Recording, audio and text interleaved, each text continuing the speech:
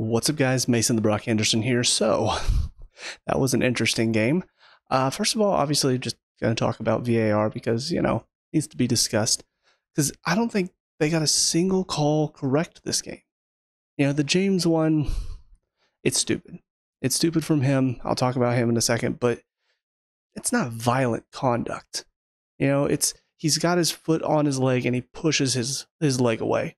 It's not like he kicked him with his studs.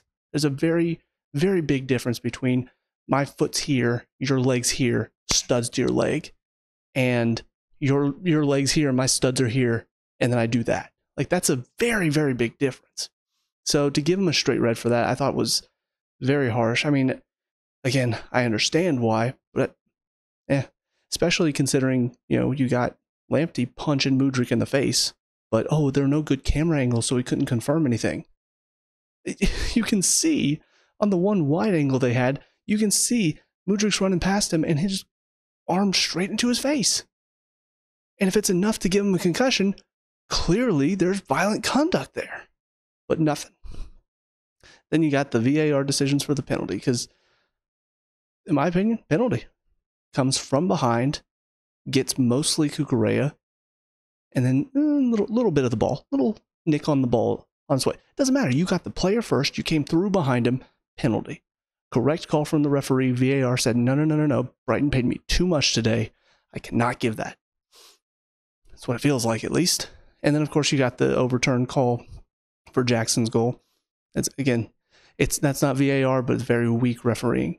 You've got the 6 whatever forward going up against a 5'2" defender, and because what else is he supposed to do? He's supposed to jump with his hands down by his side? No, he's getting his hands out for balance, but because he's so much bigger and stronger, that little nudge all of a sudden becomes what looks like a shove.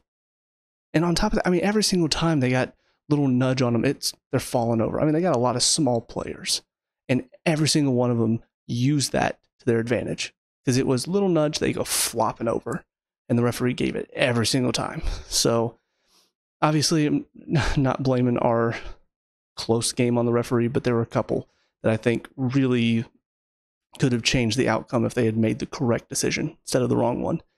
But as far as our play was concerned, it was decent first half. We looked okay, a little shaky at times, but we played overall pretty well. And then we started the second half pretty poorly, slow, lazy first 15 minutes. Brighton were coming on to us, and then we get the goal, and now we're in control. And if not for James being a knucklehead, we would have easily controlled the rest of that game and probably ended up with a clean sheet. But as it stands, unfortunately, it means, no clean sheet for us. It does keep it pretty tight, I think. So I'm pretty sure I didn't actually look to see the final result for the Newcastle game, but they were losing at one point.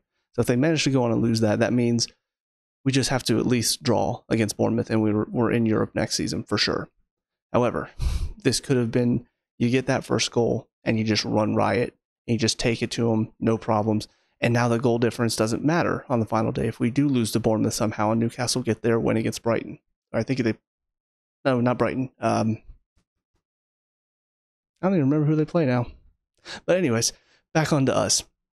From Pochettino's point of view, I thought he made the mostly right subs. I think his lineup was a little weird. I figured Gusto would be coming back in because he's had a couple of games now where he's come off the bench. I figured he would start. I did not expect him to take Silva off for Gusto, though, and slide Badiashile in, or keep Badiashile in there with Chalobah. Seemed like an odd decision, and for the most part, it kind of showed. There were definitely moments that I feel if we had Silva in there today, it would not have been as concerning when we had possession. But I thought his subs were solid. James coming on for Gusto, Sterling coming on for Madueke. I thought they came on at the right time. Obviously, the Mudryk one was forced on him, but then Silva coming on at the end to sort of shore up the back a bit. I thought that was a decent decision. I do think Silva's age, again, I think is starting to show a bit, because when he brought him on, it was late in the game. And I think because he's not at the same level as he was, I think it kind of showed that he was not up to the pace of the game, because there were a few moments that I felt like if he were up to the pace of the game, if he were 100%, he would have definitely done a lot better with his clearances. But for the most part, it was a good decision. And the last one was just you bring on a couple of tall youngsters in Ugachukwu and Cassidy just to, hopefully be bodies in there. Kind of weird that he didn't try Colwill out, though. I don't know if maybe he's a little too soon to throw back into the fray. But whatever the case, looking at individuals, Petrovic, he didn't have much to do tonight, honestly. Brighton were not very clinical with their finishing. There were a few moments where it felt like if they were a little bit more clinical, they could have tested him, but nothing he could do for the goal. It was up close, right in the corner. There's no way he gets there. It's not even close enough for him to get to for the cross. So not really much for him today to judge him by. Gusto on the right side, kind of shaky, and no surprises. He's going to be a little bit stale first game back, coming off an injury. But I thought he was fine today. I think it definitely showed that he had a good run of games in the team. And I think during that time, he started to show a lot of quality because he got some consistent runs of form. And so people started raving about him. But now that he's had some time off because of an injury, he's coming back, starting to see that the youth and the inexperience showing in his game again. So wouldn't mind to see a little bit more of him going forward just to get that experience and kind of make him a bit more confident, because I think that's part of the problem. Chalobah, he was the better of the two in the center, but they were both kind of shaky tonight. It was a little too easy for Brighton to get at our back line and then sometimes get in behind us. Chalobah, he's better one-on-one defending, and I think he's better at tracking runners. Badiashile is not. That is his biggest, in my opinion. Tracking runners is the one thing he just needs to work on. He needs to work on it. I don't know who's doing training. I don't know who's doing all that. He needs to work on tracking runners, because my God, how many times is it going to happen where player runs in behind and he's just not aware of what's going on? It's essentially how the goal happens. Welbeck running behind him and he's too slow to react, and Welbeck beats him there. And there was another moment where Adingra hits the post because he's not aware of what's behind him. Cucurella steps inside to get the man that's right behind him, which then leaves Adingra on the back post wide open. Ball gets over there, shot comes in, and he's not even moved. He's not moved at all. He's in the same position that he was before the cross came in. So there's just not enough from him. And again, he's not looked that bad over the past few games, but tonight once again showed he's got so many gaps in his game, and it's not good. He's not a good defender, and he might grow over the summer, but right now I don't want him at Chelsea. Cucurella probably had one of his better games tonight. Definitely had moments of the naivete and the lack of quality he has on the ball or defensively, like going out to pressure. There are so many moments in his game that show he's very error prone. But he still worked hard, and I thought the hard work showed for the most part today. And obviously, the cross for the first goal was really good, but I would say he was kind of 50-50 throughout the match. Caicedo started well, had a pretty good first half, but as the second half wore on, I don't know if he was tired, I don't know what it was, but he started slowly dipping out of the game and looking more like the Caicedo I've seen all season. Slow, getting turned too easily, defending from behind. It's not good enough. So I don't know if it was just exhaustion, but he needs to step it back up, because he can't have a whole season of being awful, step it up for the final 6-7 games of the season, but then just drop off a cliff again in the final two. So better, he needs to improve. That's the base of it. He needs to have more consistency in his game. He needs to perform not just a few games at a time. He needs to perform every game, because that's what we brought him in for. Gallagher, kind of didn't notice him tonight. It was kind of a weird game for him where, I don't know, he's all over the pitch. He's constantly up and down, left and right. He's all over, but I don't really remember much from him. He didn't do anything to really hurt us. I also don't remember him helping us that much either. So made a couple of decent challenges here and there, but definitely not the same level that I've come to expect from him, for sure. Then you got Mudryk and Madueke. Mudryk, not much from him before he got injured, so just kind of a nothing game from him. And Madueke was, again, pretty selfish throughout most of the game. Several moments where we needed to keep the ball moving quickly, and then it gets to him, and he takes 3 or 4 touches because he wants to take on a defender. He's the outlier in the team. He is the one that you give him the ball, and suddenly it feels like our whole play comes to a stop. And I don't. I'm at a point where I just don't like seeing him in the team anymore. He had that moment in the Everton game where I'm thinking maybe, or not the West Ham game where I'm thinking maybe he's changed his tune a bit. Maybe he's finally learning to not just be in it for himself. But then these next 2 games, it's just been back to the same for him. So I don't see him having a good run of games. It's always he has that one outstanding game where everybody raves about him, and I don't like him for the next 5 or 6 games until he suddenly shows up again. And that's not good enough for what we're trying to do. We can't have players that only perform 1 out of 5 games. We're trying to make it to the Champions League. That's not okay. You can't not perform in several games at a time. But then Palmer, I mean, he's one that he's performed consistently throughout most of the season, and then he's kind of had a little bit of a rut here in the final few games. His finishing has not been great. Obviously, the header was fantastic.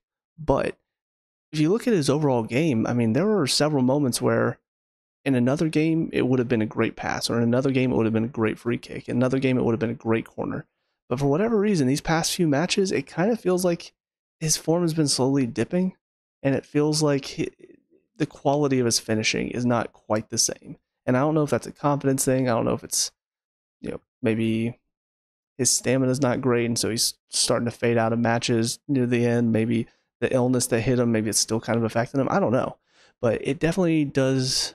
It feels like he's not quite the same as he's been throughout most of this season.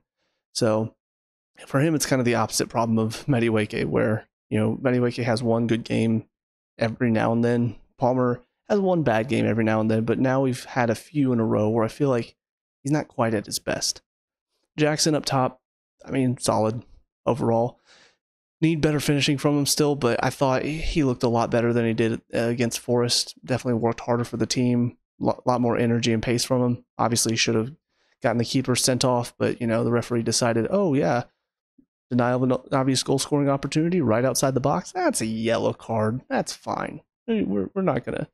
But, no, I mean, it was much better from him today, a much better improvement from what we saw against Forest. And it's ironic because, he scored the winning goal against Forest. So everybody's praising him. And I think he ended up on man of the match, or the list for man of the match, because of that goal. But he was awful throughout that entire game compared to today. Didn't score a goal, but in my opinion was one of our better performers throughout the match. As far as subs, and Cuckoo came on for Mudryk in the first half. Looks good. Obviously good goal. But I think he's starting to show more of his quality. And again, it's one of those, I don't want to get too excited. I don't want to sit here and go, ooh, yes, I can't wait to see more of him, because we thought, I thought that earlier in the season when we had a couple of decent runs of matches with him in the side, and he looked like he had quality to him. He looked like he was going to be good, and then he's injured 3 games later. So I'm not getting too excited about this, but today was a good step in the right direction for him. And if he can keep himself fit, I think he's going to be very good going forward. Sterling, I thought Sterling had another good game today. It was really solid. And he's come in after having a bit of a rough season. He's been up and down in form. He had a little bit of injury here at the end of the season. He's come back into the side, and he's had 2 games where I feel like he's really stepped up. He's really shown that he wants to fight for a place in the team. And that's good to see, because I really thought he was out the window in summer. But based on these last 2 performances, it feels like either he's doing this because he wants to get, noticed and get bought up by somebody, or he wants to fight for a spot here. He wants to try to fight for the team. If it's the second one, great. If it's the first one, also great, because that means we'll get more money from him to help us with FFP and all of that stuff. But yeah, another really solid performance from him today. James, yeah, we'll talk about that, because, it's, first of all, it's disappointing. We get him for the last 3 matches, mostly as a sub, more than likely, but you get him for the last 3 matches, you get your captain back, you get the star man that everybody wants to see, and then he goes and does that. And even though I think it's harsh, I think it's more of a yellow than a red, it's still stupid. Why would you do that? The game's won. There's no reason. You know that they're going to look at it. And based on how the calls have been going today, there's a good chance probably going to go against us. So the fact that he did it, I thought was just really dumb.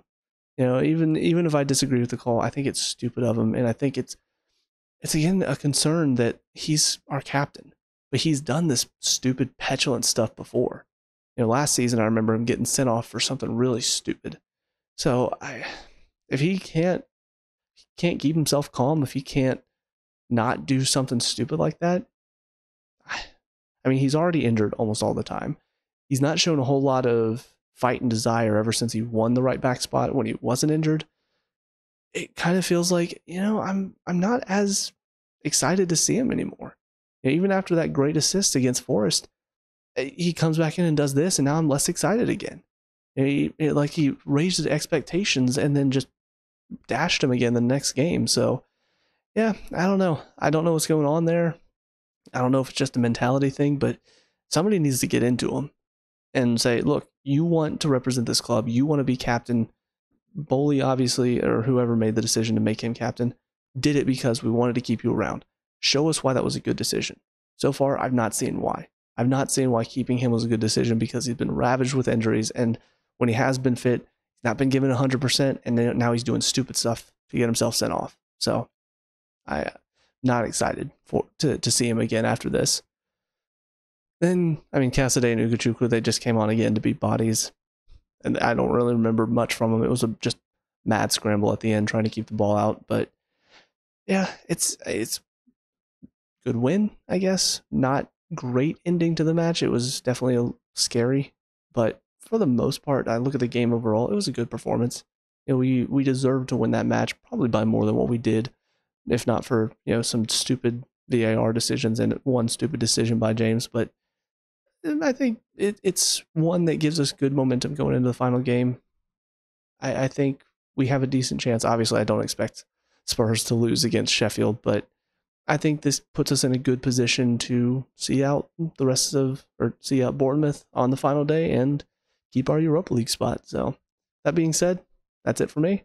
Let me know what you guys think down in the comment section below. What were your thoughts on the game today? Let me know. We can talk about and discuss all that good stuff.